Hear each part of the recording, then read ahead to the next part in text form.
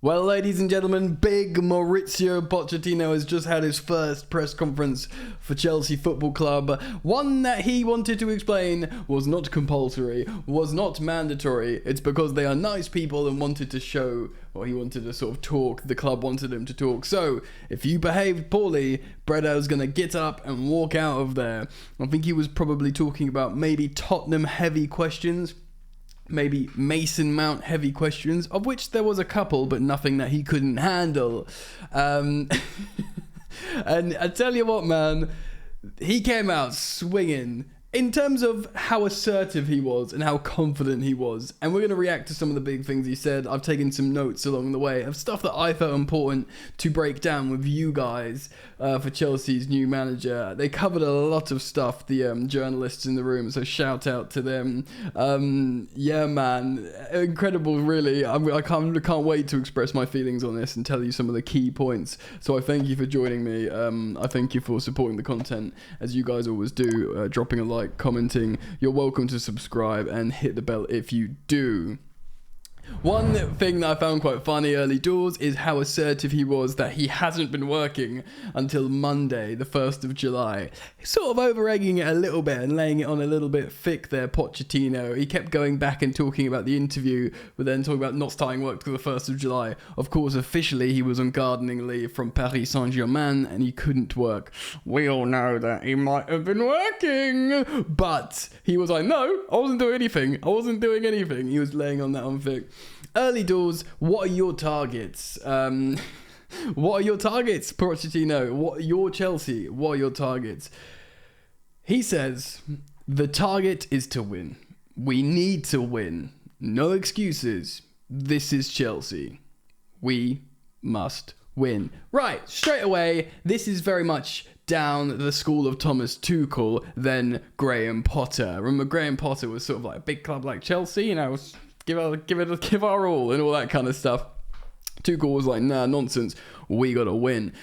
And we all know, actually, he's got this, and I hate this word, and the teens and the kids say it, but I'm going to say it. He's got that aura, he's just got it. He's got presence in a room. He's got that sort of passion. You can sort of feel the culture of his words. We'll talk about what he says with Tottenham and who he is now and this, that and the other, but he does have, his words carry weight, and when he says, nah, like, Chelsea is to win, we need to win, the target is to win, there's no excuses, you have to feel really, really pleased and excited. So the journalists were asking him, you know, so when you were asked to do this job, you know, what did they say to you? And he says, well, the directors, he was very, very assertive to explain it wasn't just the owners. He did speak about the owners, but of course it was the directors, Stanley and Stewart, that presented him the strategy for the squad, for the transitional plan. But then he agreed to start work on the 1st of July. He said, we agreed to work. Well, I didn't work. They didn't work. I worked on the 1st of July, which is when I sort of chuckled a little bit there. But it's interesting, his words, the strategy for the squad. Of course, you'd imagine when pitching to a coach, and also the coach is being interviewed, so he'll have to pitch back to a degree, well, almost more so to the employers, right? But yeah, they said, look, this is obviously a crap show. We acknowledge that, we understand that, but this is the plan, Poch. This is our strategy for the squad. These players there, this is the transition into what we want. And he was like, so suits me, mate. I am down. Let me come work for Chelsea.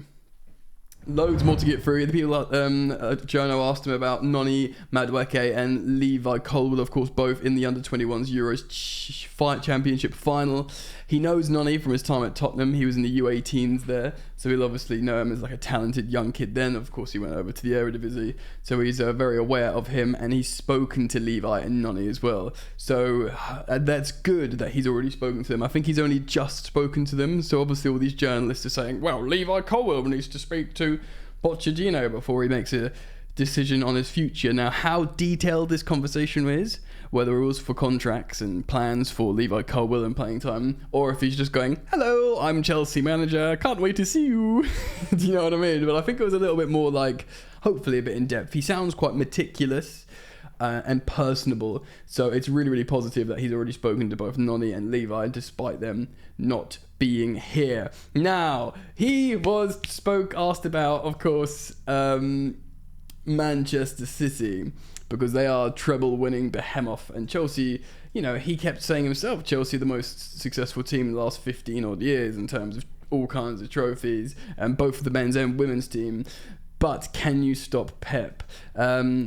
He was asked this a couple of times. He says Guardiola wins because of his stability at the club and the tools he's afforded. Now, I'm paraphrasing here. This isn't what he said verbatim, but essentially saying the stuff that's been afforded to Pep, that he's been given stability tools, which of course is second to none at Manchester City. They prepared the club for many years before his arrival to make sure he had the right environment and circumstance, and that's why Guardiola has stayed longer than any other club, than Barcelona or Bayern Munich, because it's set up around him.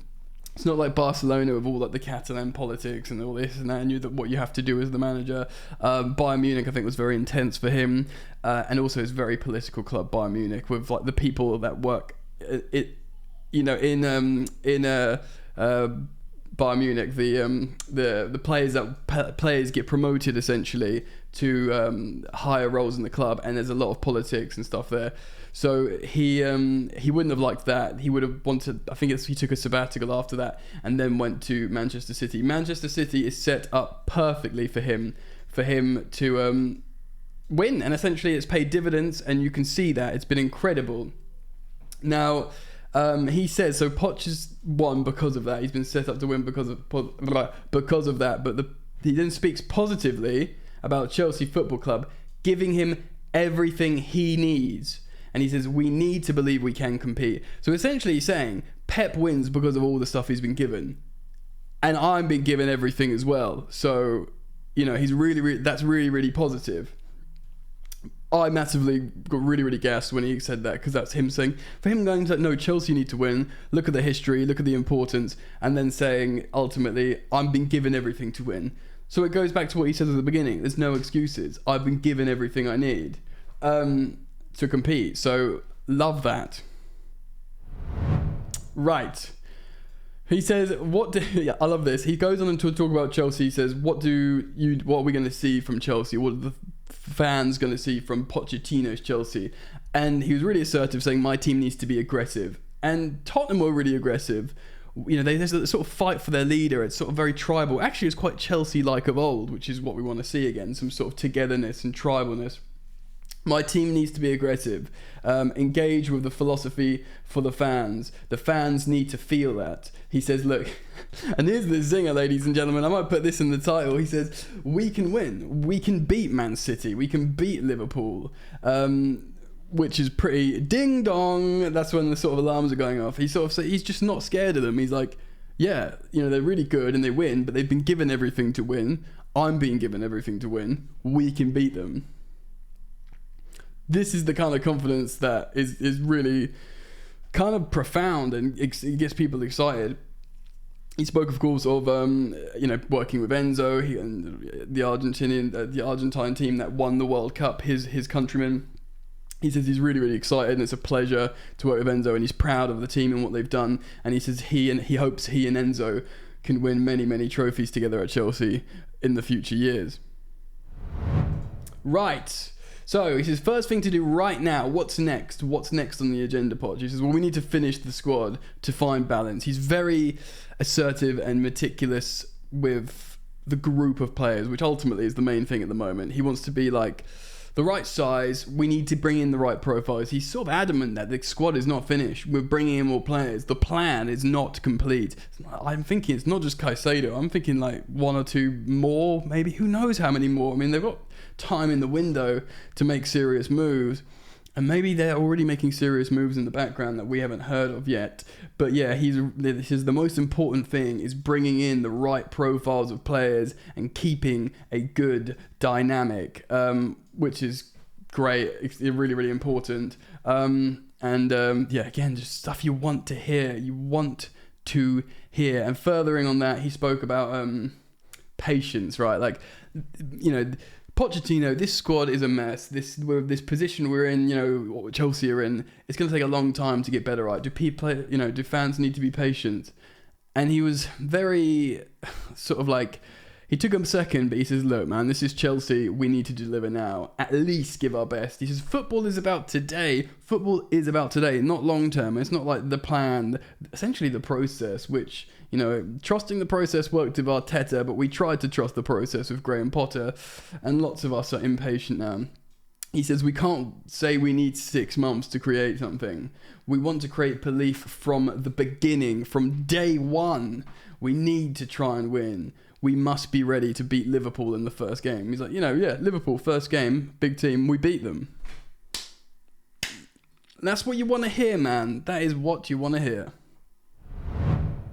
So, he says in the first meeting with the owners and directors, it was sort of like, look, what's happening here? Am I trying to convince you, or are you trying to convince me? Kind of like what I said at the top of the video, like they're deciding who's that, but like who's playing what role here in this exchange. But he says the owners are very, very clever people, and he says football is about being clever, which I guess it is, but it's about passion as well, but he's demonstrated he's got that. But he says, look, it's about being clever. He says, Poch, and he says, when asked if he's made any demands, like particular demands when negotiating the job, says, look, I need to be, give me in charge of transfers, or don't sack me for X amount of time if I don't win, and all this kind of stuff. He says, no, he didn't make any tricky demands. He says, the most important thing is trust and belief. He says, they need to trust me, and they need to believe in me, and they need to believe in my judgment. Forget all the other stuff. Forget all the clauses, this, that, and the other. He says, look, we need to believe in each other. And seemingly he believes in our clever owners, and football is about being smart and clever. So saith Pochettino. And they've apparently developed that trust and belief within each other. And that's why the owners and Pochettino believe that this iteration of Chelsea, this relationship and this project will work. Yes, cool. This is a big one for me as well. This is what I love, and because he's clearly like waiting for this question, or even if he wasn't actively waiting for his question, the way he sort of like blurted out in confidence. He was asked, look, are you a better coach than you were at Tottenham? And he was like, yes, by far. I am by far a better manager than I was at Tottenham Hotspur. He's also a better person, but this dude exuded like mega confidence when asked this question. He really wanted to say like the guy that you remember, the person, the manager at Tottenham has come back a completely different beast. He is evolved. He is to say like he could have been diplomatic, like, well, we all change and grow over time. He could have been a bit like that, but he was like, nah. Not I am so much better than I was then. This Tottenham team that people were raving about, by the way, and he did a great body of work. They've of course took him to the Champions League final, but it was about developing players and how he didn't get mental resources really at all. Like, think of the signings he got. Like, Dele Alli was good because of him. Eriksen was good because of him. Kane developed because of him. The whole back four, the centre backs, the full backs was down to him. He was never given Galacticos at Tottenham. He'll be given Galacticos at Chelsea. And not only that, he's saying, I'm way better than that guy. So that's incredibly exciting for Chelsea fans, big time. When asked about his captain, he could have been an easy answer to say, well, probably Thiago Silva. He's like, we spoke about it in this morning's video, but like, he is a captain. He's like sort of John Terry levels of just being a captain. I think it probably will be him, but he offered a diplomatic answer here. I'm just saying, look, we'll wait till all the players come back, wait till they're all there, and we've sort of shut the door and we've seen who's in the room, and then we'll decide, which is probably the best thing to say in that instance. And Nizar Kinsella said, look, 10 players out and counting. Is this a new Chelsea? Do you feel like you're starting from scratch? The squad was really big. And he sort of said, yeah, in a way it is. He says, look, the squad's too big. But he didn't want to say like, oh yeah, I'm building a new Chelsea. But I think he sort of agreed that, yes, this is starting again. Like, this is the transition. This is the, exposing the cracks that have been papered over for so long. And this is like knocking out everything behind and starting again and building the foundation up. When you change this much players, yes, it is starting from scratch. And I imagine for everyone that's quite excited, maybe not the players that have to leave, but for the players that remain, the club themselves, the fans, the manager, it is an exciting thing to be starting again, to be starting from scratch, to be rebuilding. And Romelu Lukaku, asked by Simon Johnson of The Athletic, is he expected to come back to report for pre-season? Because we all thought this would be done before he, that he's not going to come back because we're going to sell him to Inter or find a way to just flog him and get rid of him. But by all accounts, he's coming back, and he says Nani's reporting to pre-season. The first thing he has to do, like every other player, this isn't just Lukaku in isolation, has to come and see me in my office for a chat, which is probably best. You don't want him sort of like hands in his pocket, sort of floating around the back of the training pitch like, hey. Go and talk to the gaffer and see what he's saying. You know, maybe I think this is a very small chance and almost certainly not the case. But maybe Pochettino wants to look him in the eye, say like something special is happening here. Do you want to like, you know, commit your life to this project? Because he obviously doesn't want to. But if he says, you know what, gaffer, I'm all in. Give me a chance. Then maybe Chelsea somehow try and play with Romelu Lukaku and get him developed like.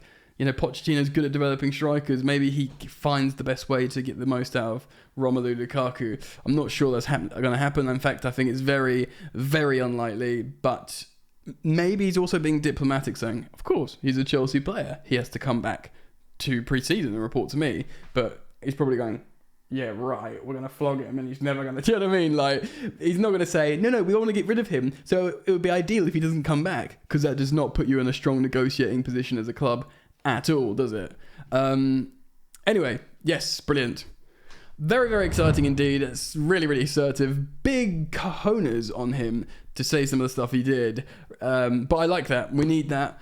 We need to imbue the belief. He's quite a spiritual guy and passionate guy. So maybe he wants to put that in the players. Like, no, from the beginning, we're going to win. This isn't like try hard and see what we can do. This is, no, remember who you are, Simba.